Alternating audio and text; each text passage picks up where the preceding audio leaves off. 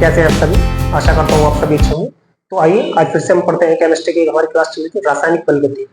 रासायनिक बलगति में आज लास्ट टॉपिक लेकर के आए हैं आपके लिए कौन सा? आर्हेनियस समीकरण या आर्हेनियस इक्वेशन। तो आइए समझते हैं क्या है आर्हेनियस समीकरण।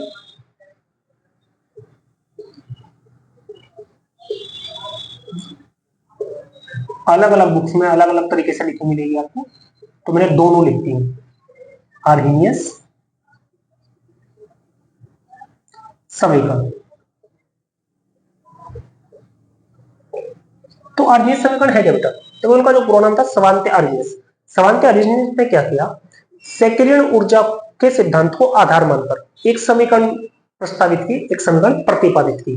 किसको याद रखेंगे आप लोग? सेक्रियन ऊर्जा के सिद्धांत। यानी अगर कोई इनसे पूछेगा आर्हेनियस समीकरण किस पर आधारित है, तो सेक्रियन ऊर्जा के सिद्धांत पर आधारित है।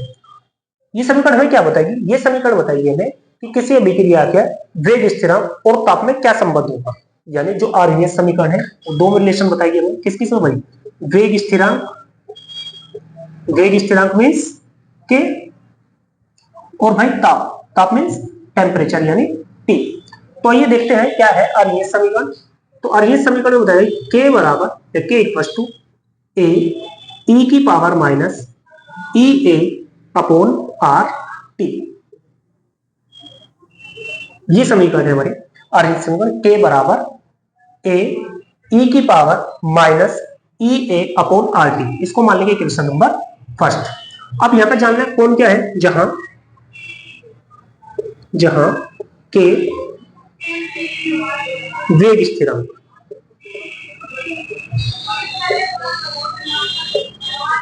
वेग स्थिरांक ए होगा बेटा आवृत्ति कारक, आवृत्ति कारक, या इसको आर्हेनियस कारक भी बोलते हैं भाई, आर्हेनियस कारक। इसके बाद बात करें भाई यहाँ पे ई ए बेटा सेक्रियन ऊर्जा, सेक्रियन ऊर्जा। सेक्रियन ऊर्जा क्या होगी? जो हम पढ़ते हैं कैटलिस्ट, उत्प्रेरक। तो उत्प्रेरक क्या काम करता है? बेसिकली इस सेक्रियन ऊर्जा को कम कर देता है किसी अभिक्रिया की। इसी कारण से क्या हो जाएगा? वो अभिक्रिया के वेग को बढ़ा देगा। पढ़ते हैं आगे पढ़ेंगे इसके बारे में डिटेल से, सेक्रियन ऊर्जा होगी क्या। यहाँ पे आर है बेटा गैस नियतांक, गैस नियतांक।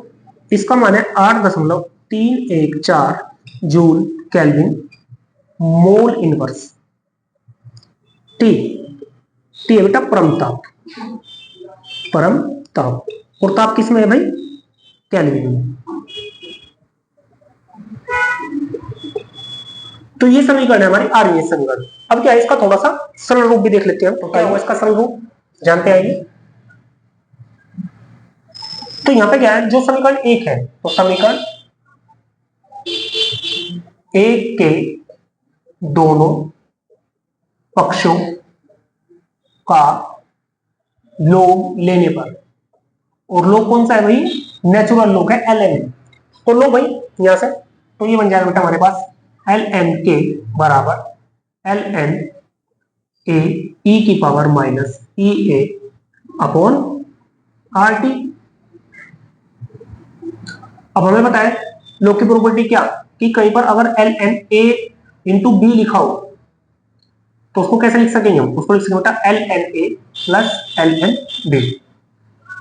तो इसी प्रॉपर्टी को लगाएंगे यहां से, तो यहां से हो जाएगा ln के equal to ln A plus ln e की पावर माइनस ई ए और अपॉन आर टी। अब यहां से क्या होगा, यहां से जो ये ln ई है, यानी एक और प्रॉपर्टी है, अगर कहीं पर ln ए की पावर बी हो तो बेटा वहां से हो जाएगा B log ln for natural log A, यानी जो पावर है वो कहां पे आगे आ जाएगी सामने। तो यहां पर लगाएंगे ये ln के इक्वल टू ln ए। तो यहां से जब माइनस आएगा तो माइनस हो जाएगा बेटा ई ए अपॉन आर टी, और यहां से क्या हो जाएगा भाई ln ए। अब चूंकि ln ई क्या बेस ई हो गया, तो इसकी वैल्यू कितनी होगी? 1, यानी कि ये हो जाएगा भाई हमारा खत्म। आई होप यहां तक आप समझ आ रहे होंगे। अब एल एन जो नेचुरल लॉग हो उसको किसमें साधारण लॉग में चेंज करेंगे हम लोग, तो ये होगा बेटा 2.303 log बेस 10, यानी जहां जहां पे एल एन दिखाई दे रहा वहां हम क्या वैल्यू पुट कर देंगे, वहां वैल्यू पुट कर देंगे हम 2.303 log बेस 10। तो यहां से बेटा 2.303 log base 10 equal to 2.303 log base 10 A, और यहां से minus E A upon R T as it is, क्योंकि यहां पे इसके पास लोग नहीं है। अब सॉरी यहां पे के है बेटा, के, तो यहां से क्या करेंगे, लोग बेस 10 के को रखो इधर, तो लोग बेस 10 के ये इधर किस में मल्टीप्लाई में, तो उधर किस में चला जाएगा डिवाइड में, तो यहां से इससे ही कैंसिल हो जाएगा भाई, तो ये हो जाएगा बेटा लोग बेस 10 ए, ये कहां गया, ये से कैंसिल हो गया, और माइनस ई ए अपॉन ये डिवाइड में आ जाएगा यहां से 2.303 आर टी, यानी इसको मानेंगे हम समीकरण नंबर 2। जो समीकरण नंबर 2 है वो क्या है, और ये समीकरण का एक सरल रूप है। इस समीकरण से क्या साबित हो रहा, इस समीकरण से साबित हो रहा, यहां पर के क्या है बेटा, के है वेग स्थिरांक, वेग स्थिरांक, और यहां पर टी देखो, टी क्या है, ताप,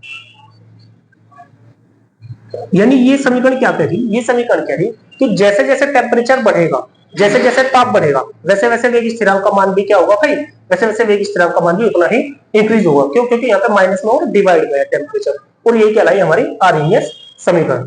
आई होप आपको वीडियो अच्छा लगा होगा। अगर वीडियो आप ये हमारे द्वारा बताई गई बातें आपके लिए हेल्पफुल होती है तो वीडियो को लाइक करें, चैनल को सब्सक्राइब करें और कमेंट करना ना भूलें। Thank you very much.